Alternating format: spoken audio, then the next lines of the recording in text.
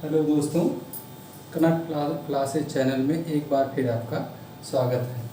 दोस्तों, आज हम संविधान का भाग 1 संघ और उसका राज्य क्षेत्र इसके बारे में चर्चा करते हैं। आइए देखते हैं। भारतीय संविधान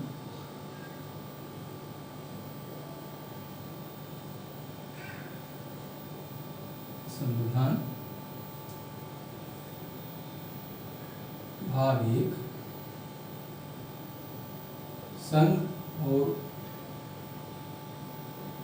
उसका राज्य क्षेत्र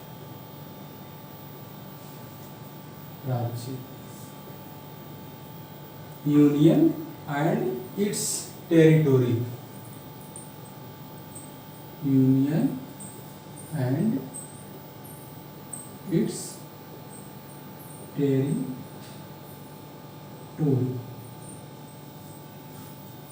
संघ और उसका राज्य क्षेत्र। दोस्तों, भाग 1 में संविधान के तहत आर्टिकल अनुच्छेद 1 से लेके 4 तक संघ और राज्यों के बारे में उल्लेख किया गया है। अनुच्छेद 1, भारत राज्यों का संघ है। ये बातें कही गई हैं। भारत राज्यों का संघ है, अनुच्छेद 1। इसके साथ यह भी कहा गया है कि भारत के जो राज्य हैं वो संघ से अलग नहीं हो सकते। ये चीजें भी जान लीजिएगा। एक पॉइंट इसका, पहला पॉइंट। दूसरा पॉइंट, संघ राज्य जो है, राज्य संघ से अलग नहीं हो सकते हैं। हो सकते हैं।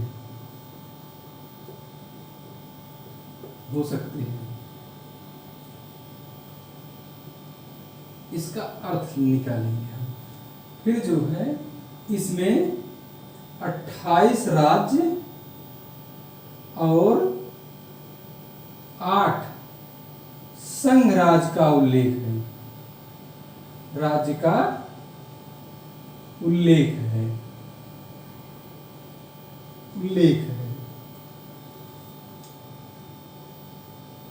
ठीक। प्रथम अनुच्छेद, अनुच्छेद 2 हम देखेंगे। इसमें यही याद रखिएगा मित्रों, भारत राज्यों का संघ है। भारत राज्यों का संघ है। और मित्रों, यह चीज भी जानिए कि संविधान की पहली अनुसूची जो है वो भी संघ और राज्यों को ही निर्दिष्ट करने का कार्य करती है। तो पहला अनुच्छेद और पहली अनुसूची,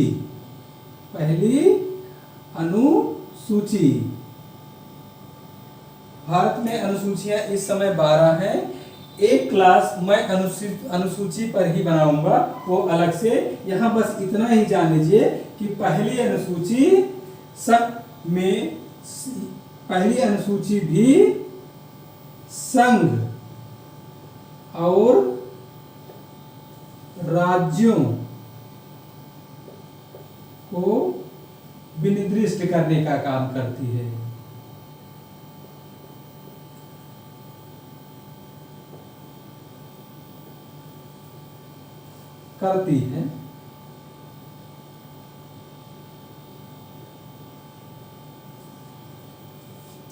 इसमें भी 28 राज्य और 8 संघ राज्य का उल्लेख है। ठीक। पहला अनुच्छेद और पहली अनुसूची, ये चीजें एकदम क्लियर है। ध्यान रखिएगा, भारत राज्यों का संघ है। पहली अनुसूची में जो चीजें हैं पहले अनुच्छेद में, वही चीजें आप समझिए लगभग पहली अनुसूची में भी है। पहला अनुच्छेद, पहली अनुसूची।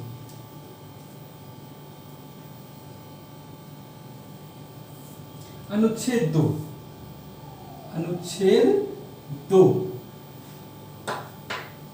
संसद को विधि बनाकर नए राज्यों की स्थापना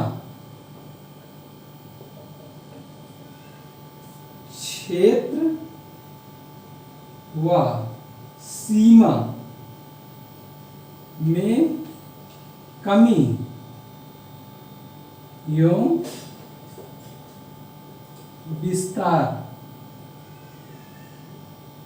करने का अधिकार है।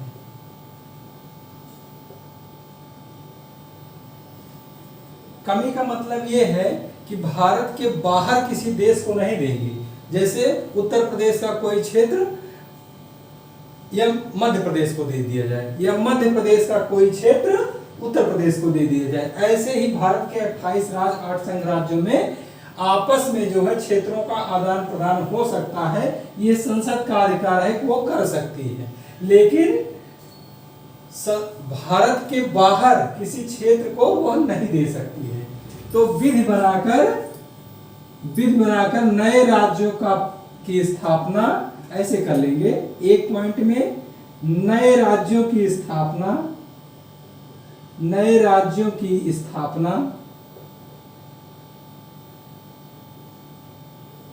2 पॉइंट किसी राज्य का प्रवेश भारत में, किसी राज्य या किसी क्षेत्र का प्रवेश,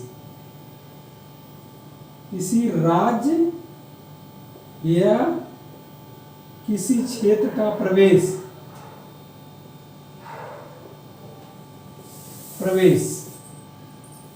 ठीक। 3 क्षेत्र या सीमा,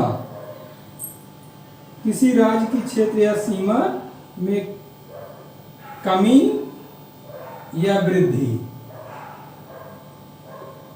भारत के अंतर्गत, भारत के अंदर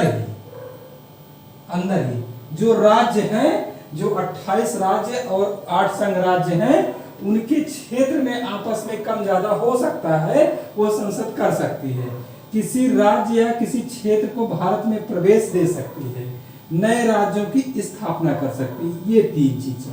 अब देखिए अनुच्छेद 3 जो है, अनुच्छेद 3 ये सिर्फ जो है अनुच्छेद 2 का विस्तार है। इसमें जो ये विधि बनेगी, इसमें संसद जो है, यही कहा गया है कि संसद साधारण विधेयक के द्वारा नए राज्यों का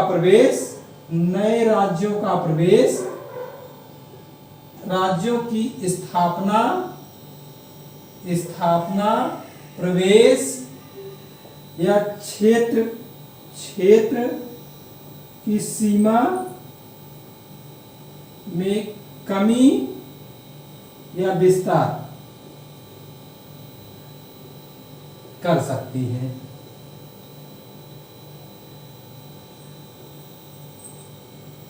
देख लीजिए, इसमें 2 और 3 में केवल अंतर यही है कि यहाँ विधि बनाकर, और कैसी विधि बनेगी, ये 3 कहता है कि साधारण विधेयक के माध्यम से विधि बनेगी। भारत के अंदर किसी नए राज्य की स्थापना, किसी राज्य या क्षेत्र का प्रवेश, क्षेत्र की सीमा में कमी या वृद्धि, यह जो है अनुच्छेद 2 के अंतर्गत है। और 3 कहता है कि यह काम जो है साधारण विधेयक से हो सकता है। अनुच्छेद 4 हम देखेंगे। अनुच्छेद 4 वो कहता है कि अनुच्छेद 2 और 3 के द्वारा बनाई गई विधि, अनुच्छेद 2 और 3 और अनुच्छेद 3 के द्वारा बनाई गई विधि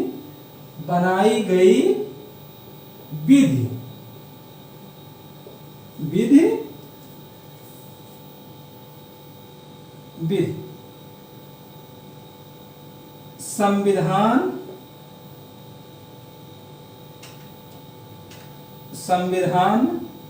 के अनुच्छेद 368 के तहत नहीं आएगी।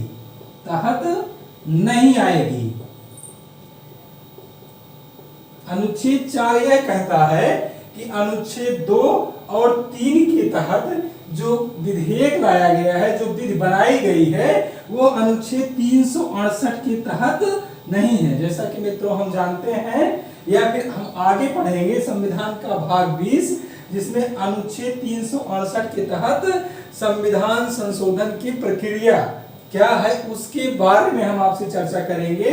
368 में केवल विशेष विधेयक के साथ कम से कम आधे राज्यों के समर्थन के साथ जो विधेयक बनाया जाता है, जो कानून बनता है, केवल उसी का रखा जाता है। हमारे संविधान में 3 प्रकार से विधेयक बनाए जाते हैं, संविधान संशोधन किए जाते हैं। एक साधारण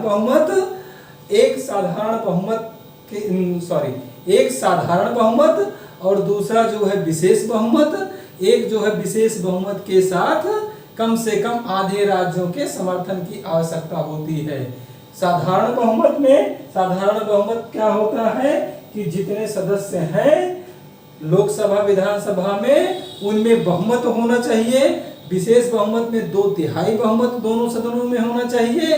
विशेष बहुमत के साथ आधे राज्यों के समर्थन में, विशेष बहुमत मतलब संसद के 2/3 सदस्य और साथ में प्लस कम से कम आधे राज्यों का समर्थन। ये 3 प्रक्रिया है हमारे यहाँ संविधान संशोधन की। लेकिन साधारण बहुमत की चर्चा 368 के अंतर्गत नहीं की गई है। यही चीज संविधान का अनुच्छेद 4 कहता है। मित्रों बस ये 4 अनुच्छेद आप ध्यान रखिएगा, प्रश्न बन सकता है, क्योंकि ये 2019-20 में चर्चा में रहा है। चर्चा में क्या रहा है हम यही जान लेते हैं।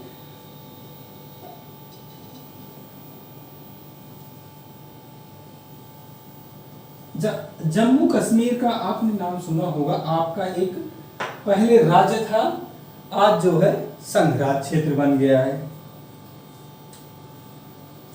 2019 में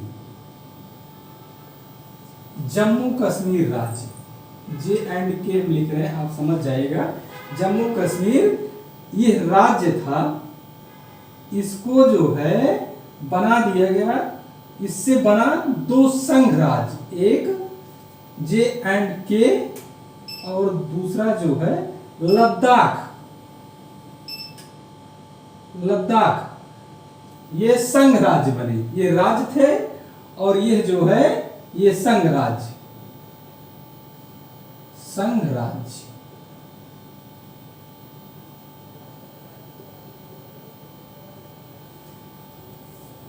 2019 यह राज्य था।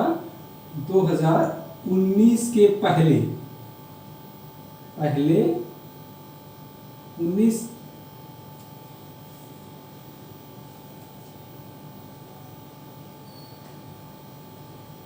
पहले राज्य था। परिवर्तन जो आया है मित्रों, जम्मू कश्मीर भी एक संघ राज्य और दूसरा लद्दाख संघ राज्य, लेकिन इसमें भी दोनों में थोड़ा सा अंतर है मित्रों। यहां जो है संविधान के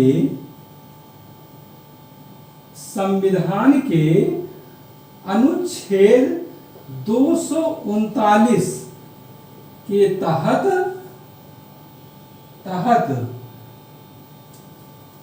विधान सभा का गठन किया जाएगा।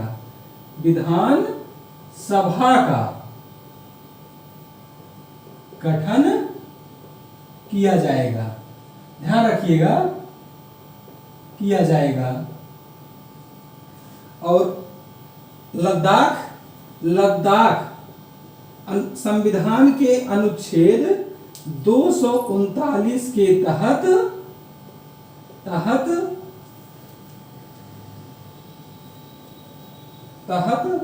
इस संघ राज्य में विधानसभा नहीं होगी, विधानसभा नहीं होगी।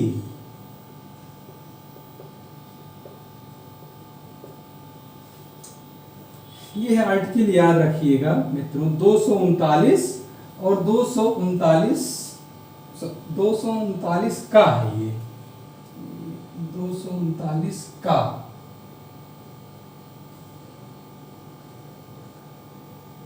के तहत, ये 239 है। 239 के तहत लद्दाख में विधानसभा नहीं रहेगी, और 239 का के तहत जम्मू कश्मीर में जो है वो विधानसभा होगी। अभी नहीं है, लेकिन विधानसभा का गठन किया जाएगा। अब इतना जानेंगे क्यों अभी नहीं है, ये बातें अलग हैं, लेकिन बस इतना जान लीजिए कि यहाँ गठन किया जाएगा। ये जो जम्मू कश्मीर संघ राज्य बना है, ये 239 का के तहत बना है, 239 ए के तहत बना है, और ये जो है 239 के तहत बना हुआ है। ये समझिए आपका करंट है, और ये इम्पोर्टेंट हो जाता है आपका। ये चीजें याद रखिएगा मित्रों। यही एक चीज और आप याद रखिएगा कि 26 जनवरी 2020 को दादरा नागर हवेली और दमन दीव, आप जानते होंगे ये दो संघ राज्य क्षेत्र थे। इन दोनों संघ राज्यों को आपस में मिला दिया गया है। इन दोनों को मिलाकर एक संघ राज्य क्षेत्र बना दिया गया है। क्या बनाया गया है? ऊपर लिख देते हैं हम, ये दोनों मिला के दादरा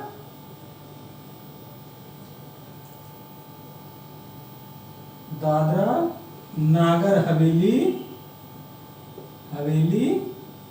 और दमन दीव संघ राज्य, दमन दीव संघ राज्य,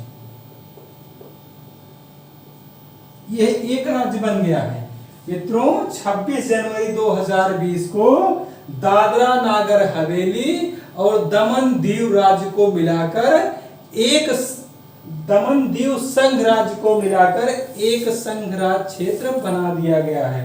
दादरा नागर हवेली संघ राज्य प्लस दमन दीव संघ राज्य को मिलाकर दादरा नागर हवेली दमन दीव संघ राज्य क्षेत्र एक कर दिया गया है, और इसकी राजधानी दमन है। ध्यान रखिएगा मित्रों, ये करंट है, हो सकता है पूछ ले इस टॉपिक से। इस चीजों को ध्यान रखिए। एक जम्मू कश्मीर में क्या परिवर्तन हुआ है, और दादरा नागर हवेली और दमन दीव में क्या चेंजेस आए हैं मित्रों। अभी ये जान लीजिएगा कि भारत में 28 राज्य और प्लस 8 संघ राज्य हैं, हमने बताया था। अब कौन कौन से हैं ये चीजें आप पढ़ लीजिएगा।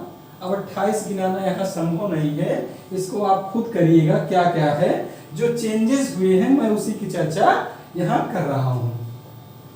ये दोनों चीजें इंपॉर्टेंट है, ध्यान रखिएगा।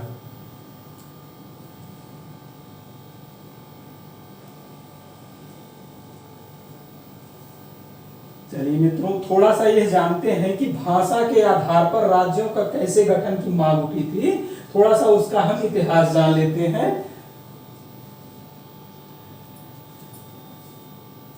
सबसे पहले संविधान सभा के द्वारा, क्योंकि शुरुआत से ही भाषाई आधार पर राज्यों की गठन मांग शुरू हो गई थी आजादी के पहले ही। कांग्रेस भी प्रारंभ में इस चीज का समर्थन कर रही थी कि भाषा के आधार पर राज्यों का गठन किया जाए। हमने राष्ट्रीय आंदोलन जब हम पढ़ेंगे इतिहास उसमें बताएंगे कि कैसे भाषा के आधार पर राज्यों के गठन की बात हो रही थी। तो हम देखेंगे 27 नवंबर 1947 ईस्वी को संविधान सभा ने, क्योंकि जानते हैं कि जब प्रथम चुनाव हुआ था 1952 में पहली भारत की सरकार, निर्वाचित सरकार गठित की गई थी, उसके पहले संविधान सभा ही मुख्य सरकार थी। तो संविधान सभा ने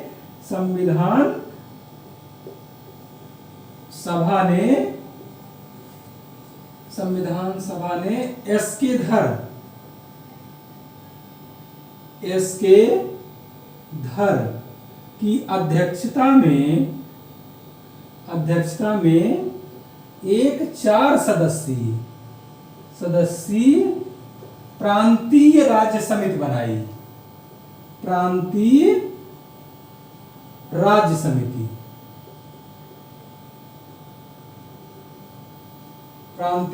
समिति बनाई। इस समिति ने 1948 में अपनी रिपोर्ट दी। 1948 में अपनी रिपोर्ट दी।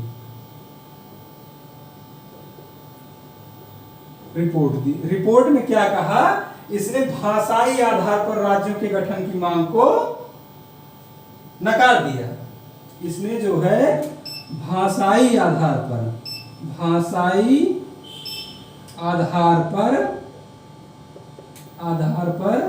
राज्यों के गठन की मांग को नकार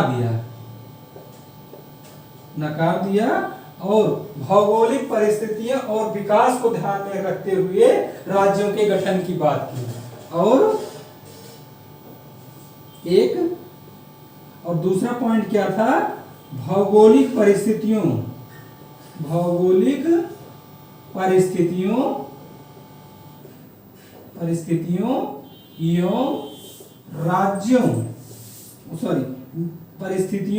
एवं विकास के आधार पर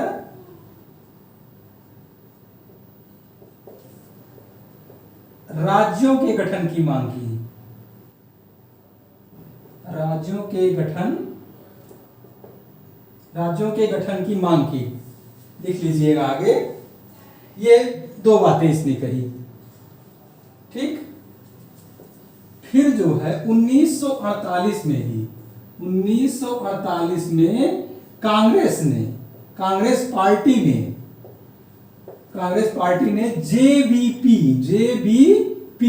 जवाहरलाल नेहरू, वल्लभ भाई पटेल और पट्टाभी सीतारमैया की सदस्यता में एक कमेटी बनाई और इस कमेटी से यह कहा कि क्या भाषाई आधार पर राज्यों का गठन करना ठीक है? आप इस विषय की छानबीन कीजिए और यह देखिए कि क्या उचित है, वो निर्णय दीजिए। तो इस समिति ने भी 1949 में निर्णय दिया कि भाषा के आधार पर राज्यों का गठन करना उचित नहीं है। इसने भी जो एसके धर कमेटी ने कहा था, उसी कमेटी के एक सिफारिश को स्वीकार किया। यानी जो यह कहा कि भाषाई आधार पर राज्यों के गठन की मांग उचित नहीं है। वैसे राज्यों का गठन भौगोलिक परिस्थितियों एवं विकास को ध्यान में रखकर किया जाए, यही उचित है। लेकिन भारत जो है एक प्रजातांत्रिक देश है और प्रजा यहाँ सर्वोपरि है, इसलिए उसकी मांग को भी नकारा नहीं जा सकता। उसकी मांगों को भी ध्यान में रखना जरूरी है। यदि जन भावना भाषाई आधार पर राज्यों के गठन की मांग करती है तो उनकी मान सम्मान को ध्यान में रखते हुए इस तरह से, यानी भाषा के आधार पर राज्य बनाना भी संभव है, बन सकता है। ये चीजें जब एक बार आई तो तेलुगु भाषी राज्यों में आंदोलन काफी उग्र हो गया। एक नाम और यहां ध्यान रखिएगा, 1952 ईस्वी में पोट्टी श्रीरामुलु रमल्लू। ये 56 दिन के अनशन के बाद इनकी मृत्यु जो है, इनकी मृत्यु हो गई। और उसके बाद तेलुगु भाषी लोगों ने आंदोलन और उग्र कर दिया। फिर सरकार को झुकना पड़ा और सरकार ने भाषा के आधार पर 1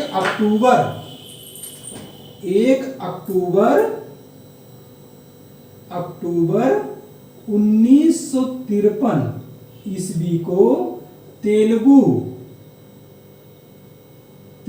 भाषी राज्य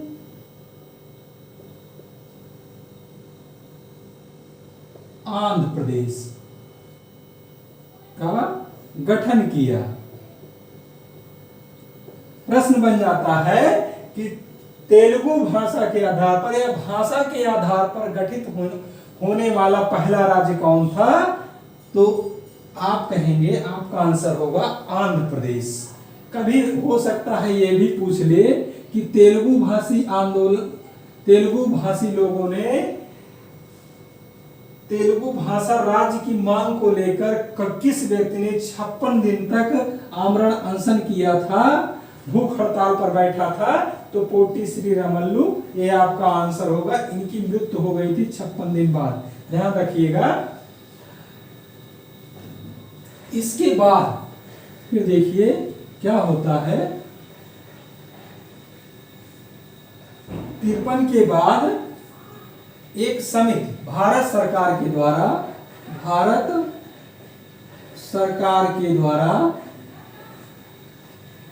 1954 ईस्वी में फजल अली की अध्यक्षता में राज्य पुनर्गठन आयोग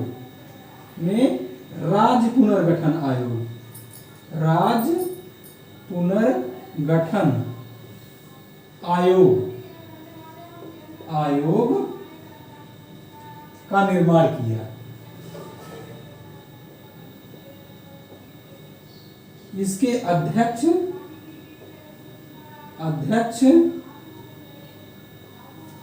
फजल अली थे। अन्य सदस्य में कौन थे? एक के.एम.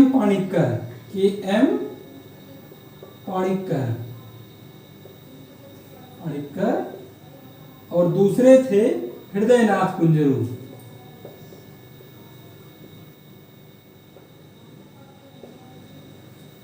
तो यह प्रश्न भी बन सकता है आपका, राज्य पुनर्गठन आयोग का अध्यक्ष कौन था? तो आप ये रखेंगे फजल अली आयोग। और इसी आयोग की सिफारिश पर भारतीय राज्य पुनर्गठन आयोग, इसी आयोग ऐसे लिखते हैं हम, इसी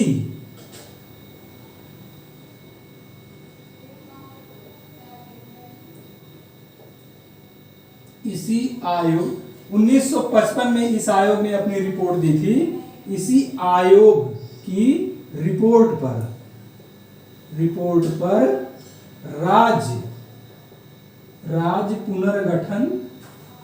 भारतीय राज्य पुनर्गठन अधिनियम पारित किया गया था।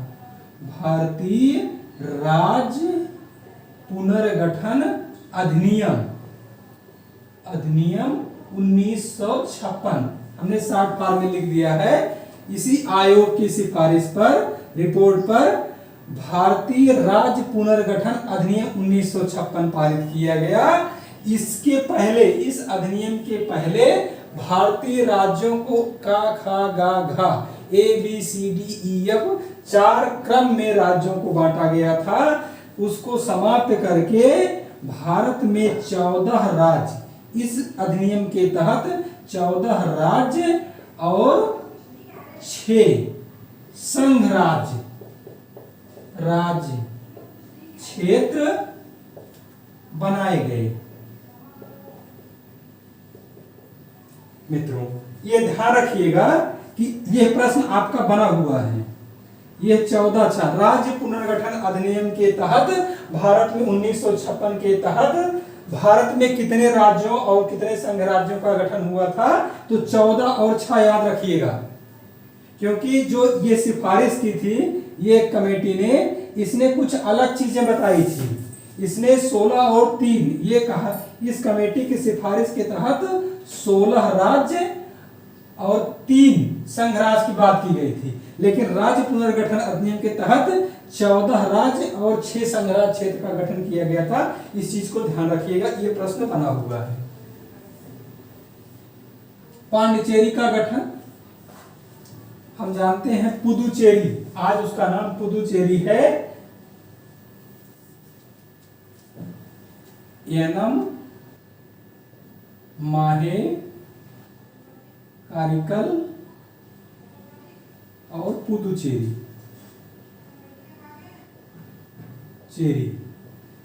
मित्रों, आपको हम हिस्ट्री में बताएंगे ये क्षेत्र जो थे, ये क्षेत्र फ्रांसीसी उपनिवेश थे, फ्रांसीसी उपनिवेश थे। और कब तक थे? 1954 तक, 1954 ईस्वी तक ये क्षेत्र फ्रांसीसी थे। 54 में इन राज्यों को मिलाकर पुदुचेरी, पांडुचेरी बनाया गया। पांडुचेरी जो आज जो है पुदुचेरी है, आज पुदुचेरी है। इसे 1962 ईस्वी में संघराज का दर्जा दिया गया।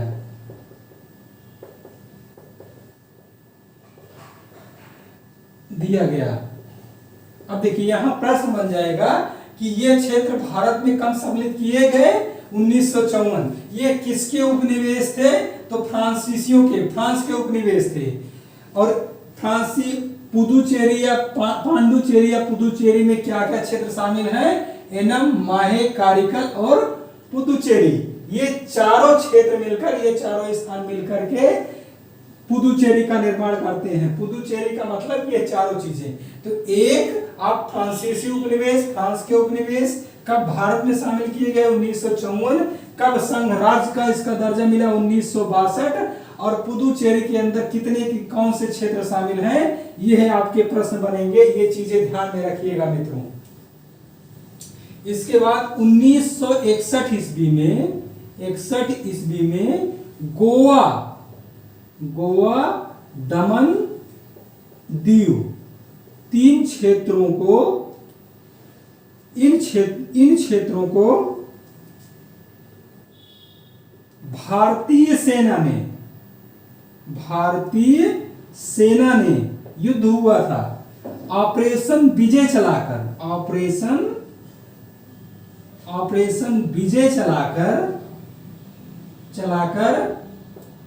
भारत में मिलाया था।